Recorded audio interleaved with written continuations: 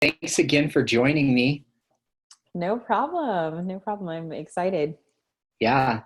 Hey guys, welcome to a live version of the Be Lead, Be Real, Be Bold podcast. My honored guest, my special guest from California is Shawntres Parks from Couples Hello. Learn. What are you experiencing in LA? How's it going? I would say it's been, crazy. Just a roller coaster as far as like emotions, right? And then also looking at kind of logistically what's happening as far as not being able to go to the office or see clients in the office. Then, of course, my kids, all three of them, will not be returning back to school until the new school year. So, homeschooling, which is not my gifting naturally. And so, handling that, of course, going out, grocery shopping when it's necessary, and then having to mask up and, try and be safe and protect others from me and protect me from others as well. So just a lot overall, right? Trying to really practice self-care and monitoring how much news media I let in, and, just struggling with finding the balance even in my home, right, between my partner and I, because his experience is like all the information helps him to reduce anxiety. My experience is like, please keep that to a minimum. And so, yeah, How do you it's guys balance that out? he first thing in the morning, he gets up, he comes downstairs and he'll watch like whatever news coverage he needs to. And so I give him like that 45 minutes to an hour because he rises earlier than I do. And then when I come down, he just shuts it off. And so then in the evening, when I'm seeing clients, that's when he's checking in. So like he's still kind of getting what he needs, but it's like while I'm working, he can check in there. And then when we're together, we're not really talking about it unless, it's something that's pertinent to the way that we're running our house or, kind of managing things with the kids. Right. Is he working from home full time now? And how's that going with the kids homeschooling? So he's an administrator of a high school. And so he's still considered essential personnel. So he's still going into work, like helping with distributing food and different things like that, for kiddos and their families, as well as like having to do kind of some virtual meetings or some meetings on site. And so it's been interesting because in the first couple of days when a lot of my clients are talking about like just the stress of now me and my partner both working from home, I wasn't having that mirrored in my own home. It was just kind of like the stress of doing the homeschooling without having him there to kind of like, kind of shoulder the weight of that. So it's been interesting. He's home more often than usual, but then I'm also seeing clients sometimes 8 or 9 sessions in a day. So I'm sequestered a good chunk of the day, and I come out and I'm like checking work and giving kids assignments, and then I'm back in the room and seeing clients. So it definitely feels like tons of balls in the air being juggled right now. Yeah, you're the first person that I've come across that is still working full time and homeschooling. What are you have a background in early childhood education. So Mhm. what are some tips and tools that you can give us that are like big nuggets that you want us to have? So I would say when I say homeschooling is not my gifting, it's definitely not speaking to the early childhood piece. It's the like, wait, I need to tell you how to multiply fractions. Do I even remember how to do that? And so Khan Academy has been an amazing resource. YouTube has been an amazing resource. Really just acknowledging if they're coming across problems or issues in their work that I don't have like the ability or competence to even go back into as far as reteaching, instead of engaging with them in a way that's going to just build my frustration with my lack of ability to kind of disseminate the information the way I need to, just looking it up online, right? Like very quickly before I even go there, like what are the resources that are available to help them get what they need so that I can maintain my sanity and that we can also be in relationship. From the early childhood perspective, I try to not be so rigid in the schedule of the day. There's enough structure to where they know what's coming, like work versus rest. But also we do slow morning start. I check in with them each individually. We kind of check in as a group. I make sure that they have what they need for the day, that they're set up for the independent work. And then I structure it so that in the biggest gap of my day, anything that they really need me to help with, that it's structured to happen within that gap. So really the way that I'm kind of utilizing my power and control here is to make sure that their setup is also conducive to me getting work done, so that we're not like at odds where they're working on things that really need my help right as I'm going in for a session. And then they're unproductive for that 50 minutes until I come out. And Right. so, yeah, so definitely the scheduling piece is important. Still having some type of, expectation as far as like, this is rest time, this is like go outside for a walk time or go play in the backyard time. There is a lake not far from us that is not closed. We've been able to go walk around the lake and just get outside, see nature a little bit. And that's been a huge stress reliever. So I feel like any spaces that, like, if you have walking trails or areas that you can hike and also, of course, maintain your safety and keeping distance from folks, taking advantage of that is great for the kids as well, so that they don't go stir crazy. And then also just for myself, because in those moments, it's like, they don't need to be managed. And so I'm like, this is good. We're all having a good time. They're like, oh, like ducks. I'm like, yeah, of course, go sit down, like enjoy. I'm just going to stand back here and breathe for a minute. So that's really important. I keep their bedtime pretty consistent because that is my de-stress time. So after they go to bed, that's when it's like, okay, I can actually like feel like a human being again and not just a mom. Got it. So what I'm hearing is it's less about homeschooling and more about like guiding them on a self-learning journey. Yes, And I could see absolutely. that, yeah, I could see that working a lot with adults too, is like putting such little pressure on them to perform right now while they're sheltering in place. Okay, just take care of your basic needs and take one day at a time. Mm-hmm. Absolutely. And I think that the kids are reporting that they feel very not stressed, right? They were reporting feeling some anxiety in like those first couple of days, like worried about, are we going to have food? Is everything going to be okay? Are we going to get sick? What's going to happen if we get sick? Like those kind of questions. Giving space to have those conversations and to allow that to come up through the day, like that I feel is the self-guided piece, right? As they're encountering something in their work that kind of brings up a question or concern or a different problem. If the day is so rigidly structured and I'm expecting productivity every single day, there's no space to actually like care for us in terms of mental health.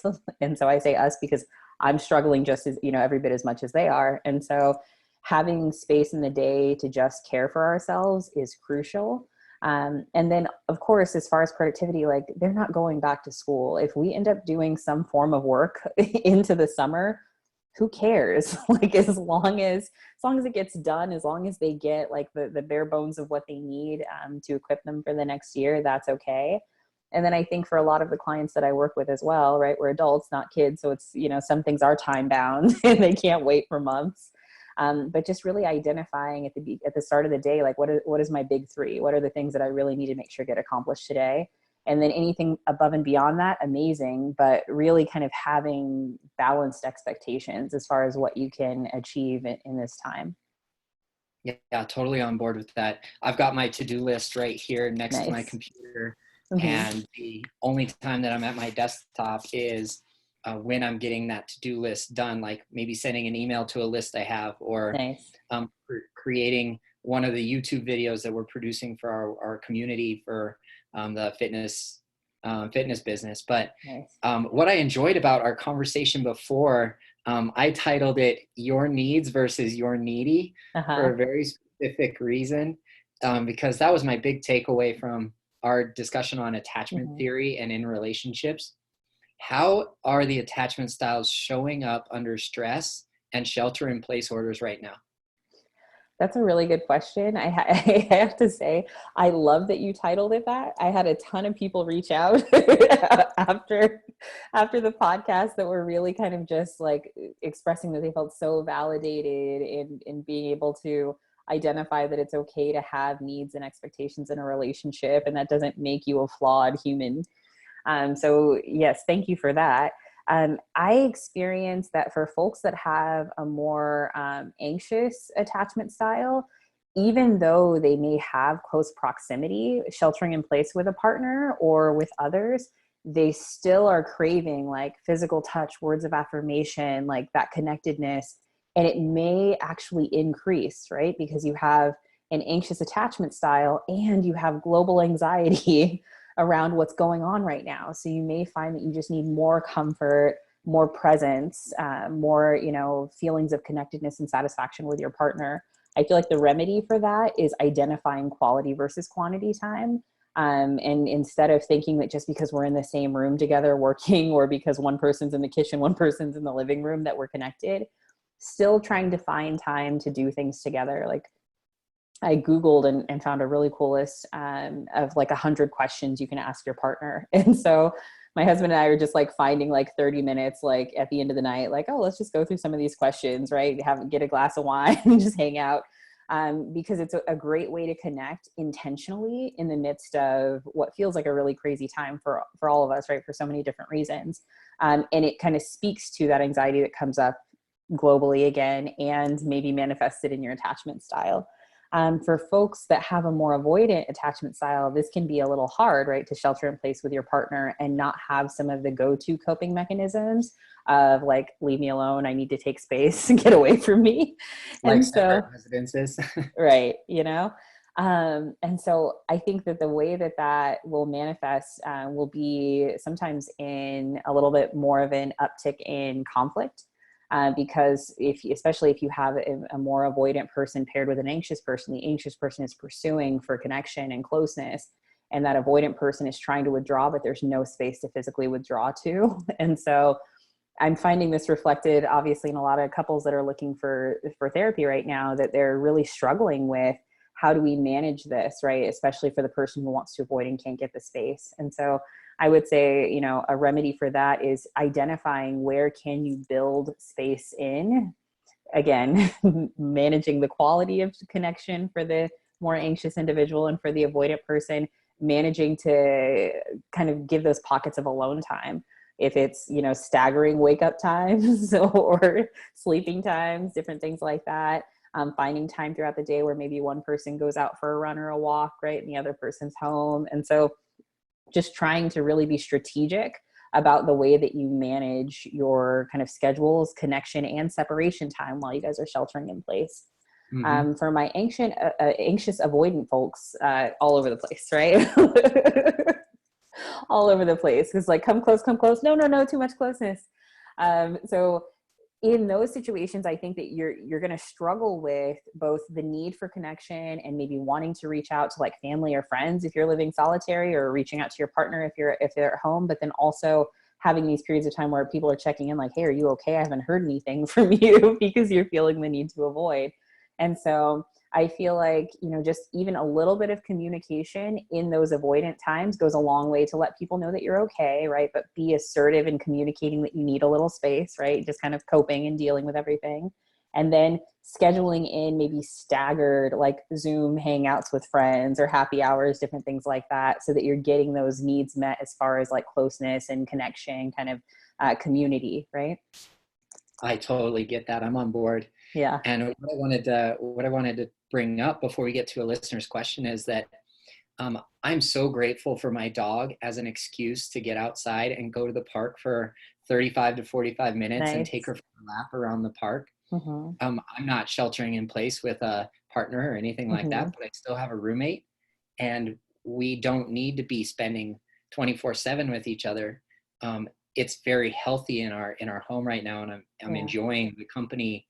And I'm also enjoying the fact that we have offices in our bedrooms instead of in the community space too. Nice. It's all just really symbiotic right now.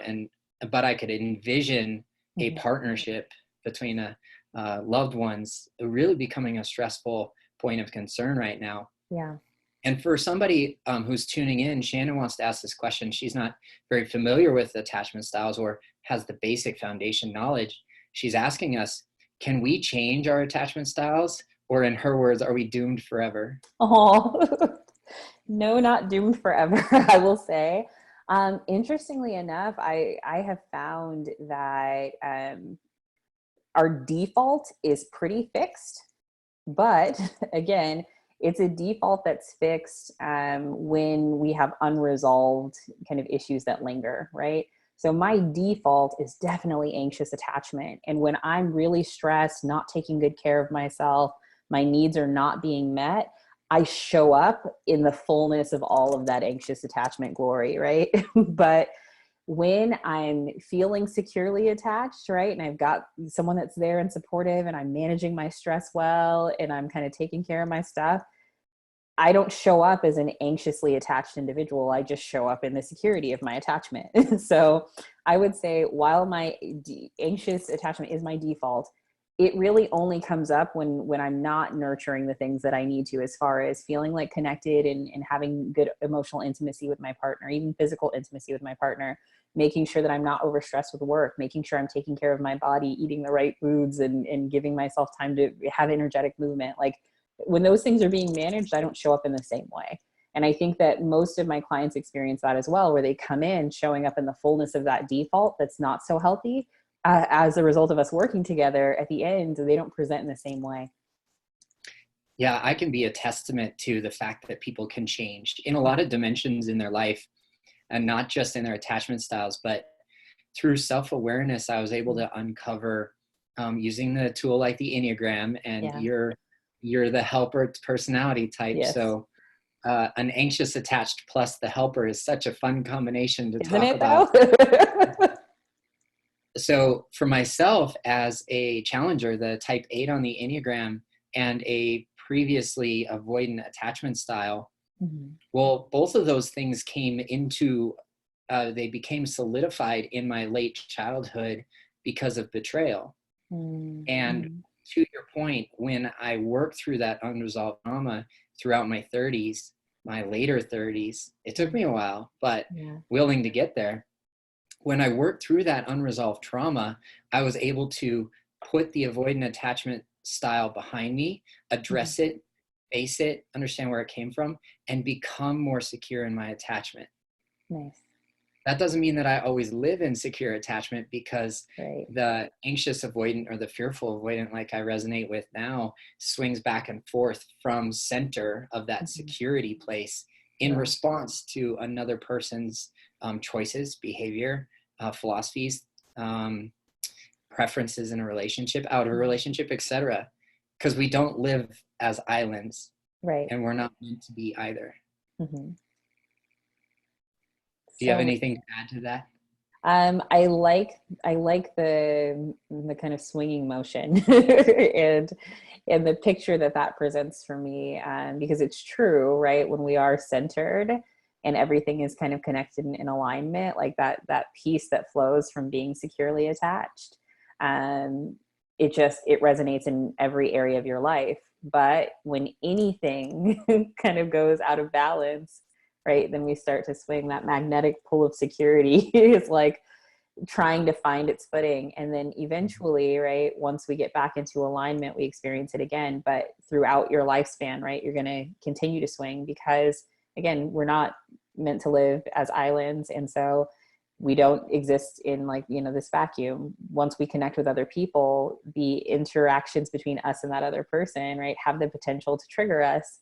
And when we respond, we don't always respond in the most elevated ways. So yeah, that's so real. And that's why I love this journey so much towards self-awareness and Mm-hmm. authenticity, is because it's not my partner's responsibility to tiptoe around my triggers. Mm-hmm. It's my responsibility to own them and to Mm-hmm. understand what coping skills I have in place, like you were talking about earlier. Yeah. And the Enneagram is such a useful tool in our conversation today, Yeah. because if a person, a helper like yourself, is using these self-care tools Mm-hmm. during this tumultuous time as self-care routine, you're going to stay more grounded and centered and aligned, and Yeah. you'll swing more moderately or modestly from side to side on that pendulum. Right. As opposed to the wild swings that come from not engaging in self-care, and as the helper focusing exclusively on what my kids' needs are, my husband's needs, right, or managing the household, which is my default, right, when I'm not when I'm just so overwhelmed. Like, that's the thing that I can control, in a place where I feel needed, in a place where I feel like I can be helpful. So it's my red herring, right, that I can focus on instead of addressing the real problem. And so, yeah, I find myself definitely swinging less wildly, right, when I can engage in that self-care regularly. And I think that's going to be different for different people, what that self-care will look like, especially in this season. I love it. Like you're just speaking my language right now because I'm so blessed to have um, a routine in place over the last couple years of learning what works best for me and my boundaries and my self-care routine at home. And it's also a benefit and a gratitude for me to pour into my fitness community because Yeah. that holds me accountable on daily workouts that I probably wouldn't be owning and motivated and disciplined to do on my own. So Yeah. being part of a community is such a great thing for me. Yeah. I think relationship is so essential, right? When it comes to transformation and growth. Yeah, we definitely grow through relationships Hmm. a whole lot faster and a whole lot further than if we're on our own. Yes, I agree. And I really like this question that Shannon asked because it's inspiring another question for me. Hmm. Um, you and I are talking about the analogy of a pendulum swing, but how do the attachment styles change when they're under stress, specifically that push and pull that you were talking about earlier? Hmm. So I would say that I don't necessarily know that the attachment styles change under stress, more so that we lean more into that default, right? And so leaning into the default or swinging more wildly in connection with the metaphor tends to look a little differently depending on the matchup that we have in the relationship, right? Do we have a more anxious person with a more avoidant person? Do we have two avoidant people together? Do we so depending on the combination that you have, that's going to impact what the conflict will look like for these couples. And so Sue Johnson describes three different kind of primary conflict cycles. One of them is, where two people are kind of both attacking, right? That would be two maybe more anxiously attached individuals that are kind of both coming for each other in order to like have the conversation, like maybe being critical. Things can get a little volatile. Each of them, like, I need my needs met right now, and I will not back down until the needs are met. But if we're both coming at each other, that can be a really stressful interaction, right? Um, Definitely makes it difficult to get your need met because you're showing up in all of the anger, the aggression that is the exact opposite of what your partner needs to see in order to feel comfortable to come toward you. And then, of course, if we have two avoidant folks together and they're both withdrawing, that means that we're never having those conversations about what our needs are. We're never finding out how to actually effectively show up for our partner, or to empower our partner to show up for us in those moments where they might have the capability to do so. And then, of course, for me, the most common that I see is one person that's avoidant and one person that is anxiously attached. And so that's where you've got one person that's pursuing, the other person is withdrawing and trying to pull away. So they're saying, hey, let's talk about this tomorrow, or I'm going to go in the room, or I'm going to go for a walk.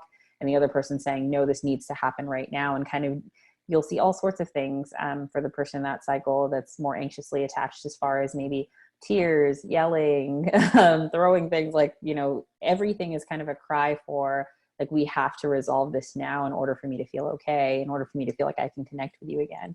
And so I do see that cycle most often, where we've got one person that's maybe more anxiously attached. And so the way that they swing, especially in a wild swing, is we need to have this dialogue now. And then their partner maybe being more avoidant and saying, I actually can't talk about it right now. So that person who's just wanting space for calm and to be able to kind of collect their thoughts and to be able to, just maybe come back down to baseline emotionally, the thing that they're doing is the exact thing that's triggering that anxious person, right? And then the person who's coming with the charge, like, we need to have this conversation, is the exact thing that's triggering that person that actually needs the space in order to feel okay. Mm-hmm. And Yeah. it's completely appropriate for, say, the avoidant attachment to ask for the space for Mm-hmm. temporary time, Yes. especially if we're sheltering in place together, Mm-hmm. because it felt to them like all day, well, we did spend all day together. Well, Yes. that's not probably true in the mind of the anxious attached, and it's completely okay for them to ask for the needs to be addressed sooner than later. Mm-hmm. But the common respect and the mutuality of not keeping the peace, but understanding who the other person is Yeah. in that moment is going to help us with that conflict resolution. Yes, I think knowing your partner's default is a huge empowering tool as far as being able to identify how the two of you can address, like, not just repairing the disconnect, but also like establishing next steps for moving forward to not find yourself kind of locked in that cycle again, especially while sheltering in place. And so this is a great opportunity for kind of boundaries and norms conversations, right? Because you're in a new relationship at this point. It's not going to look the same way that it did. I'm finding that some folks that had really secure attached relationships are thriving and finding really great ways to navigate the challenges of sheltering in place. And for folks that maybe had just some mild disagreements or moderate or severe disagreements, they're finding things amplified because of the circumstances that they're facing while sheltering in place. So knowing where your partner is as far as their attachment, what their needs are, mean that hopefully you can show up with a little bit more empathy and still express that you have needs as well, and they can express theirs.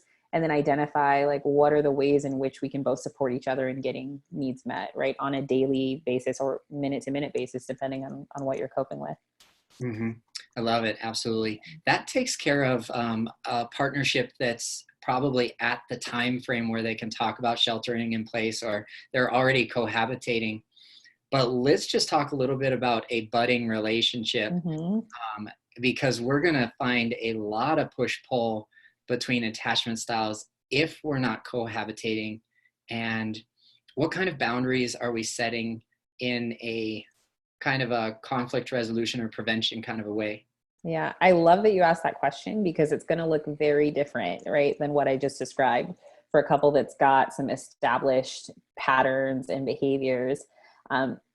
Depending on how new your relationship is, you may have no idea what your partner's attachment style is, right? Or even have enough information to discern that accurately.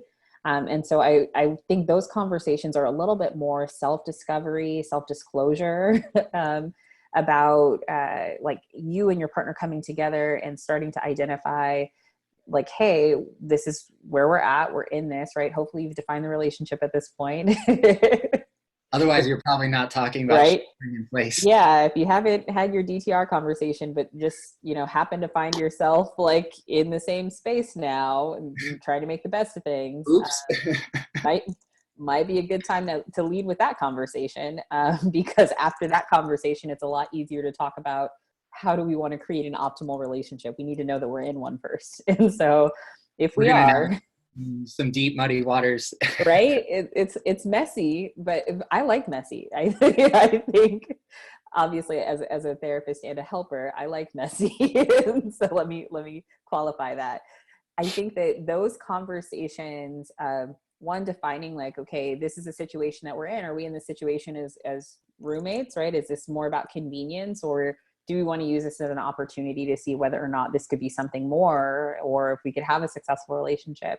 And if so, kind of disclosing like, this is how I typically function. These are some of the things that I might need from you. Like, what about you? Right? Always eliciting that information from your partner as well, and not just kind of, sharing and disclosing all about your own needs and not trying to discover what your partner needs as well. So having those conversations explicitly and saying that if the goal is for us to be able to make this situation as positive as possible, to be able to maybe connect as much as we can to see if we can make a relationship work, identifying where your partner is as far as their way of attaching. Where are you? How do you attach? What needs do you have? How can we develop a plan to start making sure that we're both getting our needs met in this stressful time? It can be a little awkward if you haven't defined that you're in a relationship yet. The way that you just described that conversation going down is one of the reasons why I'm loving this period in our collective experience so much, is because that conversation right there, just like, guys, split this podcast into that little section right there and use that language verbatim when you're talking to your new partner about living together, whether we're in a coronavirus riddled world or not, because that is such a healthy way in my mind and in my loving experience to approach that subject, whether we're sheltering in place or not. So thank you so very much for like giving us the script. You're welcome. And I can see it going a couple different ways. it can be a very beautiful experience, I'm sure, for those who have that communication ability, like you were just describing. But then I can also see it going the exact opposite way. Right. Because that conversation could be the thing that reveals that this is maybe not what you were expecting. Maybe the person that's initiating that conversation is the person that's maybe more future minded about the relationship.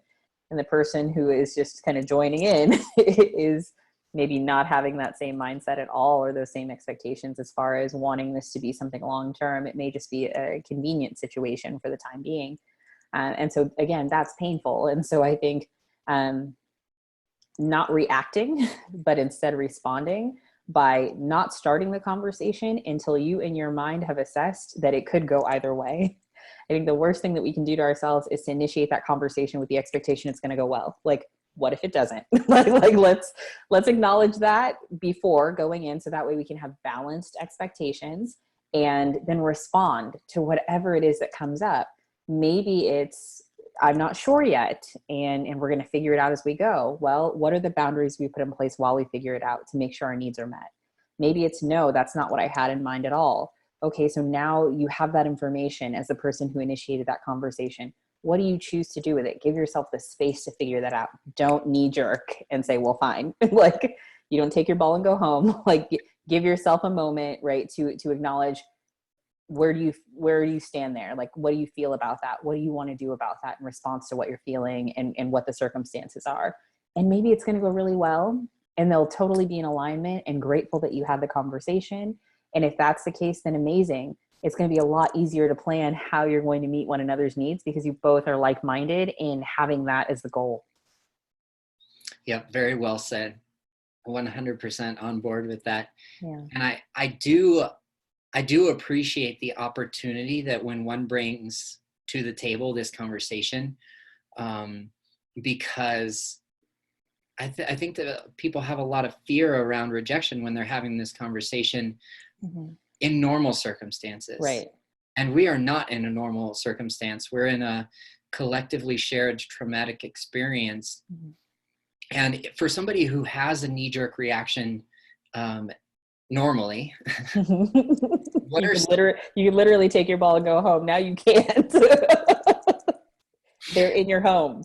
Right. What are some tools to respond instead of react? The first thing that comes to mind for me is like 3 to 5 deep breaths. What other tools do you have in mind? 3 to 5 deep breaths. For me, one of the most valuable tools that I have learned and kind of internalized in my own mindfulness journey is having an awareness of my feelings and kind of doing this slowing down that happens where I'm just aware of what I'm saying, aware of my emotions, mindful of what's coming up for me feelings wise, mindful of the way that I feel, and always having like a curious mind, right?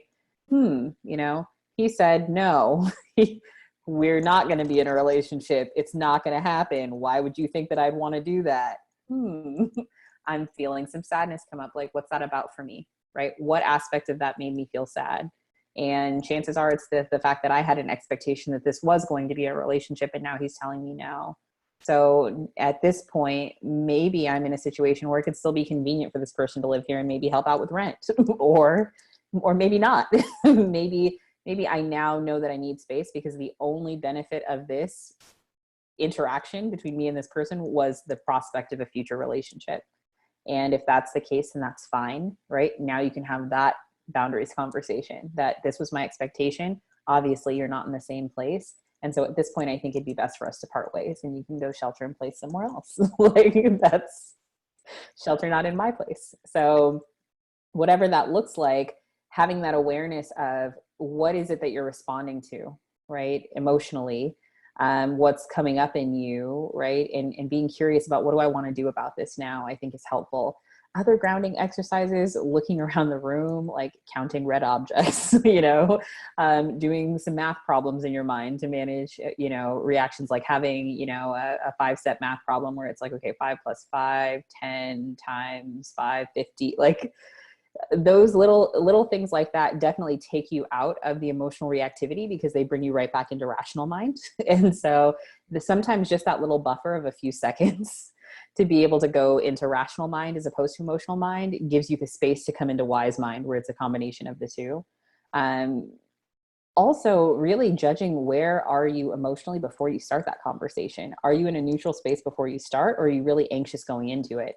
If so, manage your anxiety and bring it down to baseline before you start the conversation. Don't start it from a really anxious place, because you're going to escalate so quickly that there's zero buffer opportunity. I feel that a lot. So you're telling me that communication is the most important thing in a relationship? What? The funny thing is, I tell Dr. Sarah all the time, like, we do free 30-minute consultations for couples. And the most common thing that I hear couples say is, we have difficulty communicating. We don't know how to communicate. We're here because we need help communicating.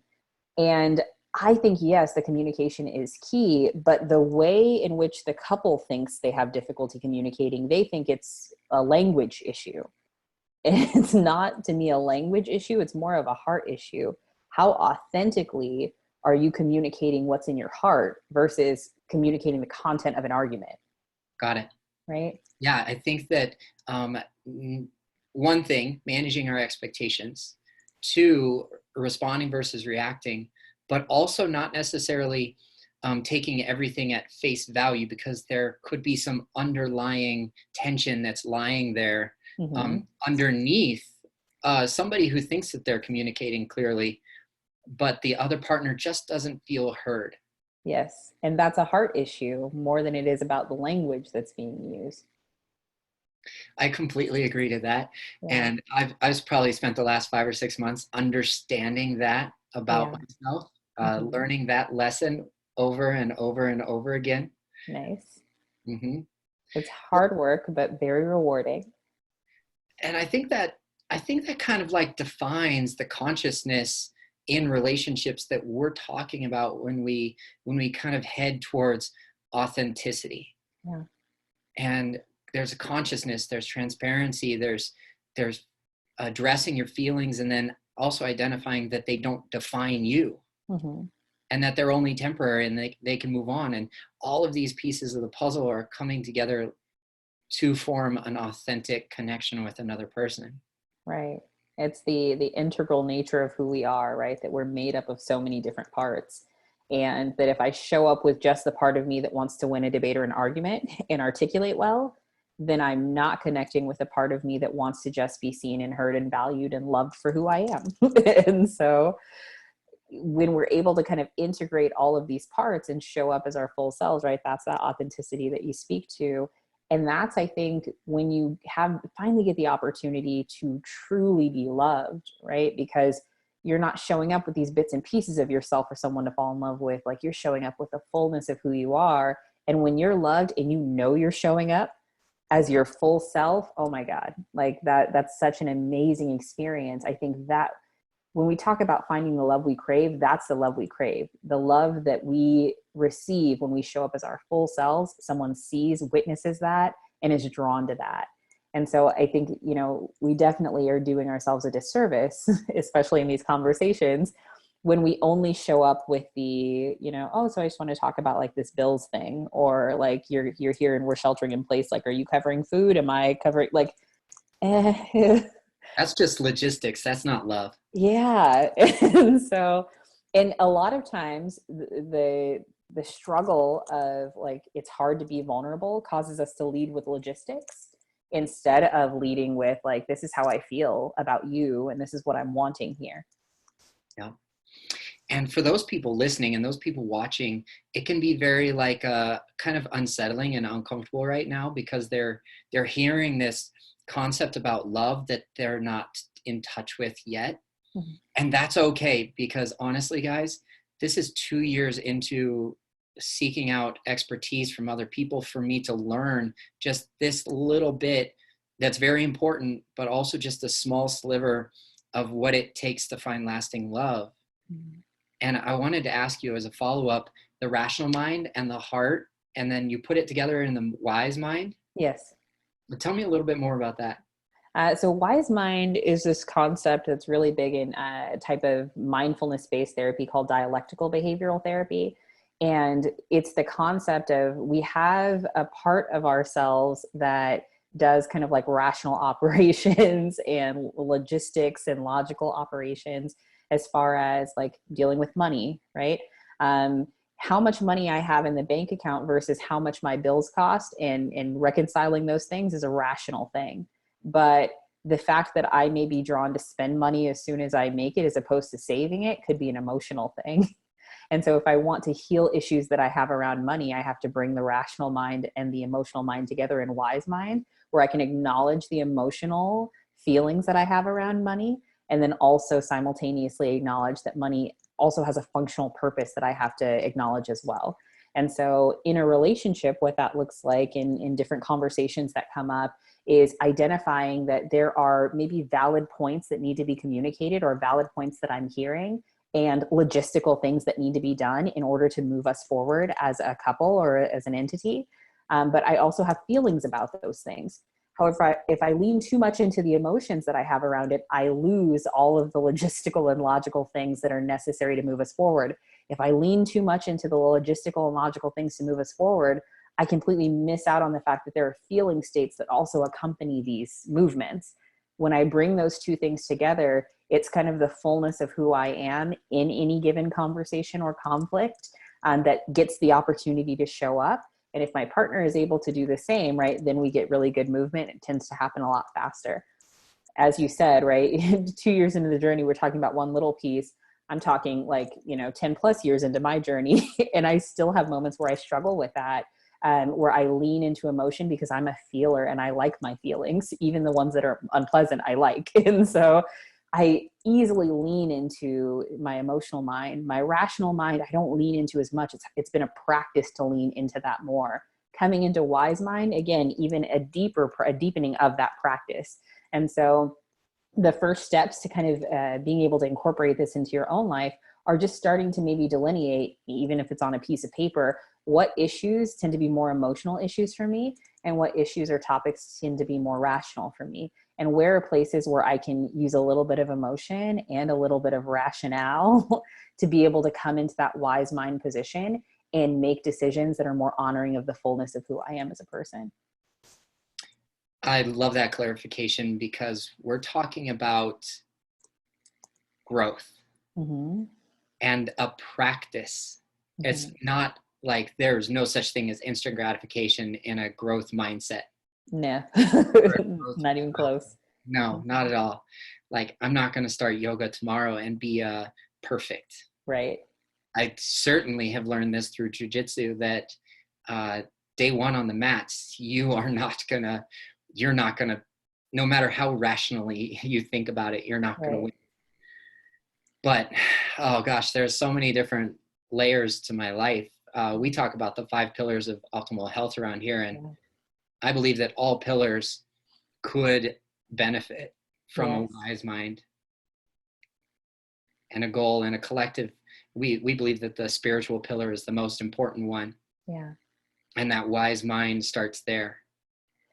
I agree. And I think that even to go a little bit deeper there, like for someone who's looking to grow more in these areas, identifying where you are with each of the 5 pillars using that wise mind framework can highlight the opportunities for growth that you have. And so I think that's a great thing if you feel like taking inventory in this time as you're sheltering in place, to start to kind of look at, what are the things that I can start doing now, really embodying that growth mindset with an awareness that you're not going to come out of quarantine in wise mind, like in all areas of life, or maybe in any, depending on kind of where you're at and where you're starting from. But man, what a great opportunity to just do inner work, right? Because it's hard, right? Working from home, especially for folks who are not typically working from home, or their jobs don't lend themselves well to working from home, to have these pressures of productivity and expectation that you're going to have the same output that you had when you were in an office,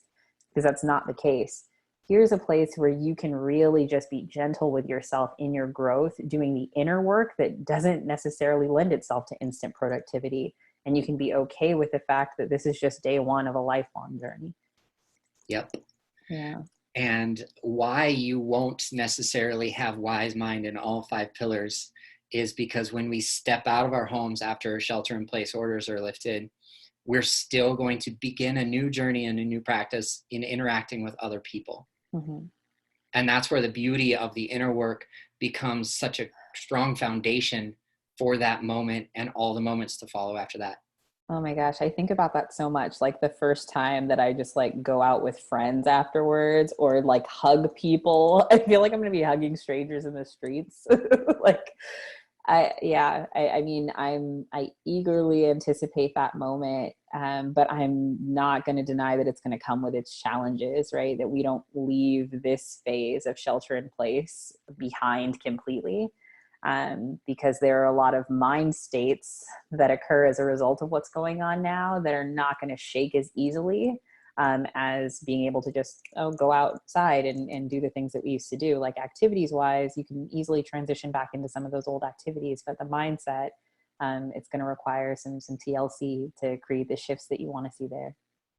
Yep. And be patient and have some grace for yourself in every facet of that experience when you are ready. Yeah, absolutely. Well, thank you so very much for jumping on Facebook Live. This was awesome, and I can't thank you enough for your time. How do people get a hold of you at Couples Learn, and what's the best way to do that? So at Couples Learn, the best way would be our website, www.coupleslearn.com. We offer free 30-minute consultations. So if you're just trying to figure out whether or not I'd be a good fit to work with as a therapist, or you just want to get some good information, book a 30-minute consultation. Give us a chance to talk about what your goals would be and to see if we'd be a good fit. If they want to get in touch with me personally, they can also find me on IG at @sparks_therapist. Feel free to ask any questions or any follow-up that you have as a result of this conversation. I'm always happy to chat. Awesome. I'll put those notes in the show notes below. And if there's one thing you want to leave us with, a big takeaway or a send off, what would that be? It would be just be kind to yourself, have balanced expectations in this season of life and know that, things are not going to look the way that they did before. And then in the future, they won't look the way that they did now. So just take it a day at a time. As always, Shawntres, one of my favorite conversations to date. And I want to thank you very much. You're so welcome, Dave. It's good chatting with you. And I'm hoping we'll talk again soon. I appreciate you. All right. Bye. Awesome.